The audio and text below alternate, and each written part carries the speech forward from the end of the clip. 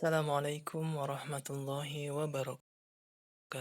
Perkenalkan, nama saya Ilham Syaiful Rahman, mahasiswa UIN Sunan Gunung Jati Bandung, jurusan Hukum Ekonomi Syariah semester 6, kelas B. Video ini saya buat untuk memenuhi tugas ujian tengah semester mata kuliah Hukum Acara Perdata dengan dosen pengampu Ibu Nengyani Nur Hayani SHMH. Di sini saya akan menjelaskan mengenai perihal surat gugatan. Gugatan merupakan tuntutan hak yang diajukan oleh pihak yang merasa haknya dilanggar ke pengadilan untuk dimintakan suatu putusan hakim. Jadi jelas bahwa gugatan karena seseorang haknya dilanggar oleh pihak lain dan diajukan ke pengadilan untuk mendapatkan suatu keadilan melalui putusan hakim. Menurut Profesor Sudikno Mertokusumo mendefinisikan gugatan sebagai tuntutan perdata tentang hak yang mengandung sengketa dengan pihak lain. Jadi suatu gugatan itu harus ada sengketa. Mengenai bentuk gugatan terbagi menjadi dua. Yang pertama, gugatan secara lisan. Dalam pasal 118 HIR dan pasal 142 RBG ayat 1 dinyatakan bahwa gugatan harus diajukan secara tertulis dan diajukan kepada ketua pengadilan, harus ditandatangani oleh penggugat atau kuasa hukumnya. Adapun syarat formil gugatan lisan, penggugat tidak bisa membaca dan menulis, dengan kata lain, penggugat buta aksara. Dalam pasal 120 HIR hanya disebut buta aksara, tidak termasuk orang yang buta hukum atau yang kurang memahami hukum. Juga tidak disyaratkan mampu secara finansial dengan syarat yang diakumulasi dengan aksara. Membuat ketentuan ini kurang adil. Alasannya, orang kaya tetapi buta aksara pada dasarnya dapat membiayai pengacara sehingga kurang layak mendapat bantuan dari ketua pengadilan negeri. Syarat yang kedua, cara mengajukan gugatan lisan. Pengajuan gugatan itu diajukan dengan lisan. Kemudian diajukan kepada ketua pengadilan negeri dan menerangkan isi dan maksud gugatan. Pengajuan gugatan secara lisan disampaikan sendiri oleh penggugat, tidak boleh diwakilkan oleh kuasa atau pengacara yang ditunjuknya. Adapun fungsi ketua pengadilan negeri, yaitu ketua pengadilan negeri wajib memberikan pelayanan yang harus diberikan ketua pengadilan negeri, yaitu mencatat atau menyuruh mencatat gugatan yang disampaikan penggugat dan merumuskan sebaik mungkin gugatan itu dalam bentuk tertulis yang diterangkan penggugat. Bentuk yang kedua yaitu bentuk secara tulisan. Gugatan yang paling diutamakan adalah gugatan dalam bentuk tertulis. Hal ini ditegaskan dalam pasal 118 ayat 1 HIR dan pasal 142 RBG. Menurut pasal ini, gugatan perdata harus dimasukkan ke pengadilan negeri dengan surat permintaan yang ditandatangani oleh penggugat atau kuasanya. Berdasarkan ketentuan tersebut, yang berhak dan berwenang membuat dan mengajukan gugatan perdata adalah sebagai berikut. Yang pertama, penggugat sendiri. Surat gugatan dibuat dan ditandatangani oleh penggugat sendiri.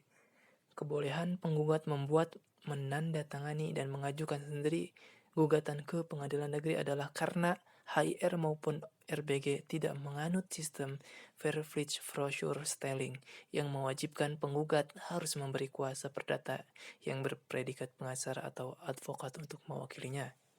Yang kedua, kuasa. Pasal 118 ayat 1 HIR memberi hak dan kewenangan kepada kuasa atau wakilnya untuk membuat, menandatangani maupun mengajukan surat gugatan kepada pengadilan negeri. Mengenai formulasi surat gugatan. Formulasi surat gugatan adalah perumusan surat gugatan yang dianggap memenuhi syarat formil menurut ketentuan hukum dan peraturan perundang-undangan yang berlaku. Dalam rumusan gugatan, antara lain yang pertama ditujukan atau dialamatkan kepada pengadilan negeri sesuai dengan kompetensi relatif. Apabila surat gugatan menyalahi kompetensi relatif, maka akan berakibat gugatan mengandung cacat formil karena gugatan disampaikan dan dialamatkan kepada pengadilan negeri yang berada di luar wilayah hukum yang berwenang untuk memeriksa dan mengadilinya. Dengan demikian, gugatan tidak dapat diterima atas alasan hakim tidak berwenang mengadili. Yang kedua, surat gugatan diberi tanggal.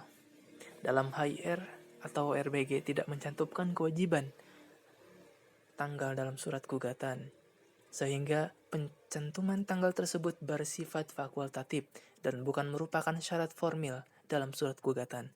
Dan kalau dihubungkan dengan kedudukan surat gugatan sebagai akta, sebagai dalam surat gugatan, sebagai alat bukti pasal 1868 maupun pasal 1874 KUH Perdata tidak mensyaratkan adanya pencantuman tanggal pembuatannya. Yang ketiga, ditandatangani oleh penggugat atau kuasa dengan dibubuhi cap jempol. Yang keempat, identitas para pihak, misalnya yang berkaitan dengan nama lengkap, alamat atau tempat tinggal, dan identitas lain supaya lebih lengkap, karena lebih lengkap akan lebih baik. Yang kelima, fundamentum petendi atau posita. Posita yaitu dasar gugatan atau dasar tuntutan. Unsur-unsur posita antara lain: yang pertama, dasar hukum. Membuat penjelasan pernyataan mengenai hubungan hukum antara penggugat dengan materi atau objek yang disengketakan, dan antara penggugat dengan tergugat berkaitan dengan materi atau objek sengketa. Unsur posita yang kedua, dasar fakta. Membuat penjelasan pernyataan mengenai fakta atau peristiwa yang berkaitan langsung dengan atau di sekitar hubungan hukum yang terjadi antara penggugat dengan materi atau objek perkara maupun dengan pihak tergugat. Penjelasan fakta-fakta yang langsung berkaitan dengan dasar hukum atau hubungan hukum yang didalilkan penggugat. Yang keenam, petitum gugatan yang berisi pokok tuntutan penggugat berupa deskripsi yang jelas menyebut satu persatu dalam akhir gugatan tentang hal-hal apa saja yang menjadi pokok tuntutan penggugat yang harus dinyatakan atau diembankan kepada tergugat. Bentuk-bentuk petitum. Yang pertama, tunggal. Petitum yang menyebutkan satu persatu pokok tuntutan, tidak diikuti dengan susunan deskripsi petitum lain yang bersifat alternatif atau subsidiar. Yang kedua, bentuk petitum alternatif. Yang ketujuh, gugatan asesoir, yaitu gugatan tambahan terhadap gugatan pokok. Tujuannya untuk melengkapi gugatan pokok agar kepentingan penggugat lebih terjamin, meliputi segala hal yang dibenarkan hukum dan perundang-undangan. Adapun syarat-syarat gugatan asesoir yaitu tidak dapat berdiri sendiri dan hanya dapat ditempatkan dan ditambahkan dalam gugatan pokok. Adapun jenis gugatan asesoir yaitu gugatan proposisi, gugatan tambahan penyitaan berdasarkan pasal 226 dan pasal 227 HIR, dan gugatan tambahan permintaan nafkah berdasarkan pasal 24 ayat 2 huruf A PP nomor 9 tahun 1975. Tata cara pemeriksaan gugatan kontentiosa.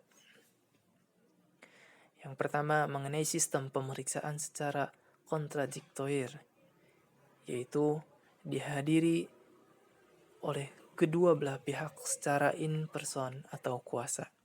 Yang keduanya, proses pemeriksaan berlangsung secara optigens proc, yaitu memberikan hak dan kesempatan kepada tergugat untuk membantah dalil penggugat. Kemudian ada asas pemeriksaan, yaitu mempertahankan tata hukum perdata, menyerahkan sepenuhnya kewajiban, mengemukakan fakta dan kebenaran kepada para pihak, dan tugas hakim menemukan kebenaran formil. Kemudian persidangan terbuka untuk umum. Audisi alteram partem, yaitu mendengarkan permasalahan kedua belah pihak secara seimbang. Dan asas yang terakhir, imparsialitas, yakni kejujuran, adil, dan tidak memihak.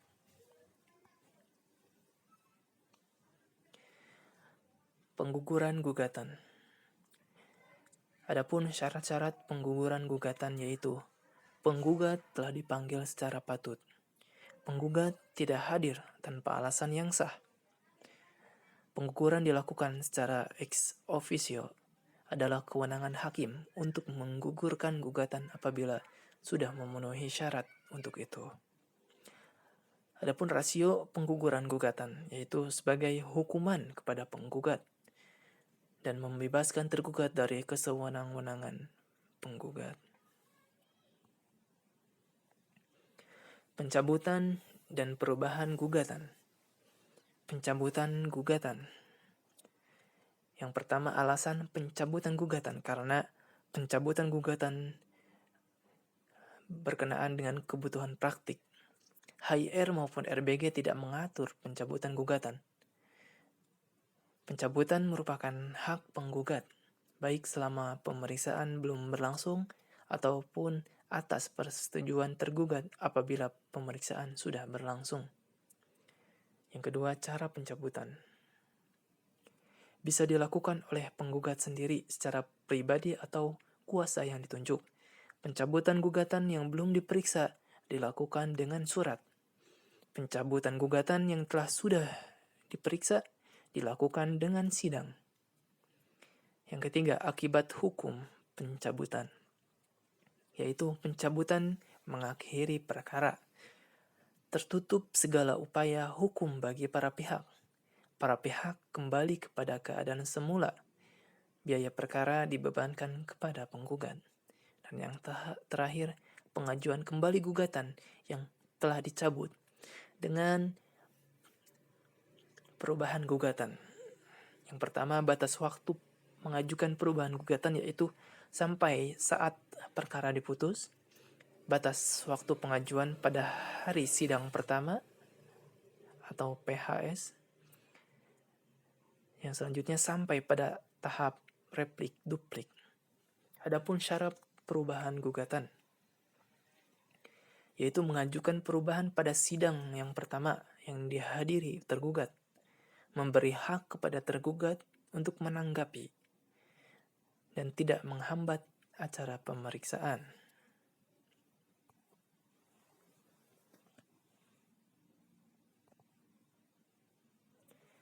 Penggabungan gugatan, yaitu penggabungan beberapa gugatan dalam satu gugatan disebut kumulasi gugatan, yang menggabungkan lebih dari satu tuntutan hukum ke dalam satu gugatan. Ada dua syarat pokok penggabungan gugatan, yaitu pertama, terdapat hubungan erat. Menurut Supomo, antara gugatan-gugatan yang digabung itu harus ada hubungan batin. Dalam praktek tidak mudah mengkonstruksi hubungan erat antara gugatan yang satu dengan yang lain. Yang kedua, terdapat hubungan hukum.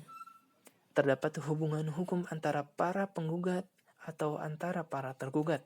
Jika dalam komunikasi subjektif yang diajukan beberapa orang, sedangkan di antara mereka maupun terhadap objek perkara sama sekali tidak ada hubungan hukum, gugatan wajib diajukan secara terpisah dan sendiri-sendiri. Dalam hal ini pun tidak mudah untuk menentukan apakah di antara para penggugat atau tergugat terdapat hubungan hukum atau tidak.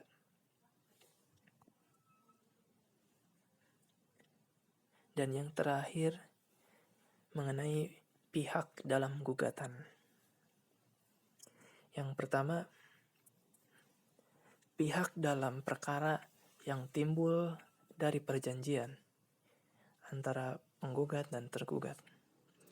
Menarik seluruh penggarap apabila penguasaan secara kolektif.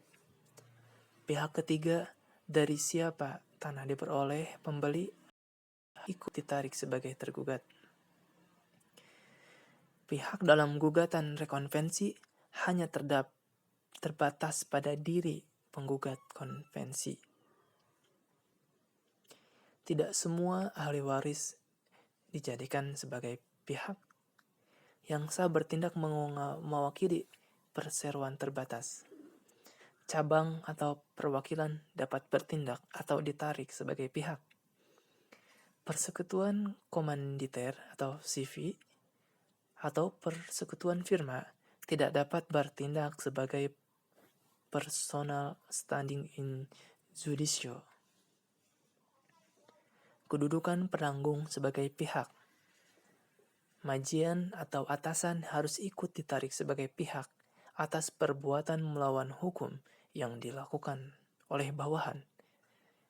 Pihak yang menjadi penyebab cekcok tidak dapat bertindak sebagai penggugat menuntut perceraian. Istri kedua tidak berhak menggugat harta bersama suami dengan istri yang pertama. Yang harus ditarik sebagai pihak adalah pemberi kuasa. Penggantian pihak karena meninggal. Gugatan harta bersama terhadap pihak ketiga, cukup suami atau istri. Orang asing dapat ditarik sebagai tergugat. Dan yang terakhir, eksekusi putusan pengadilan Indonesia terhadap warga negara asing terbentur pada doktrin territorial sovereignty.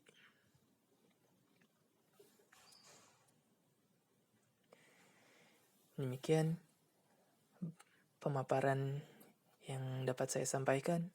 Semoga ilmunya bermanfaat bagi teman-teman. Terima kasih. Wassalamualaikum warahmatullahi wabarakatuh.